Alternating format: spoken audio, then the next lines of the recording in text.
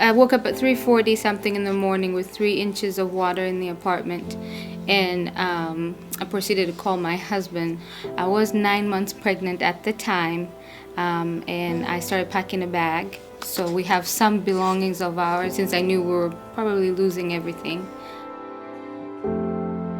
The road that I was taking to get home, there was a river basically going across that road, and everybody, including semis, were stopped and couldn't go anywhere. And so I had to turn around and go back. Water was rising quickly from 3 inches all the way to 4 feet in a very short amount of time. If I wasn't 9 months pregnant, I would probably be walking out there. I wouldn't care. But because I had somebody else with me, I was kind of worried. 2 firemen carried me from the window all the way to my neighbor's. The ambulance was there, and they were ready to take me to the hospital. It was devastating. You saw that people had lost everything. And then when you saw where the watermark was and where we were standing, organizing efforts would have been 5 to 7 feet underwater just days before. I was just stunned. I was born in Columbia and raised here, and I live here, and said if anyone knew this was happening, they'd be here. Somebody needs to help these people because there's nobody here. And it was probably one of the hardest hit areas. One of our members had taken some of the water out to give out to individuals, and stumbled upon an apartment complex with a larger Hispanic population. And he used his cell phone to call his son, who was at BYU, to help translate for him. And so he was able to communicate as he was giving out the water, and they were very thankful. But he asked his son, he said, "What did he say?" And he said, "They're hungry." So he was able to call some local restaurants to provide food. Everyone felt a compulsion to help their fellow man. When I saw hundreds of yellow vests there to volunteer in the pouring rain on a Saturday after the flood, I was completely blown away. To see the LDS vests, that was, we were hoping for 100 volunteers, and to have hundreds. Within a short amount of time, it was not just our stake, but a multi-stake effort where the individuals were able to come in, and we had 250 volunteers on Saturday and another 200 volunteers on Sunday.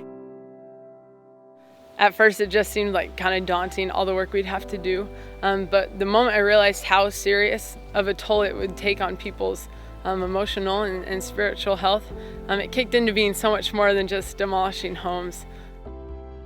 So put on a jumpsuit and get under a house is probably one of my favorite things to do, because you gotta crawl through all the mud and all this grime, and it makes you feel accomplished that you're doing something good for someone. I never thought I would be on a mission trying or learning how to take those things out. That's not something that I thought I'd ever have to do. But I got underneath a house in a nice jumpsuit and went and drug stuff out of the basement. I don't think they ever talked about flood relief. They said, go around and do service, but I didn't think I'd ever spend, days at a time doing demo work and helping people tear down their houses. This is what Christ did when he was on the earth, so all he did was serve. We have no instance in the Bible where he served himself. So I think it was really cool to show our religion in action, to show that we do care about the community, and that since we love Christ and we want to help and serve his children, that's the way we showed it. That's not something everybody gets when they see them on their bikes, and it's a shame. If everyone got to work with them like I did, what an amazing witness that is. The missionaries have, just nonstop. If I call them, they're here, and they show up, and they come, they work, and they do the job until it's done. So it's, you don't have to worry about following behind them to make sure that things get done or that they're done the right way. They're just happy to be here. Anytime that I've said thank you, they're like, no, thank you for letting us be here, which to me is awesome. So I got a text from a bishop in our stake, and he asked if I had seen this picture. So I zoomed in on my iPhone. It said, "Thank you, Mormons. I love the Mormons." And that was just very touching that we were able to impact a lot of people in a positive way. I felt comfort and I felt love, and it was through the members actually that you feel the Savior's love, is because they're there for you. The Savior has set an example for us, and we intend to follow that example. Our testimonies will reflect that in our actions. And as we bear witness of our Savior Jesus Christ, it's important that we understand what our Savior has done for us, and we need to continue to follow that example.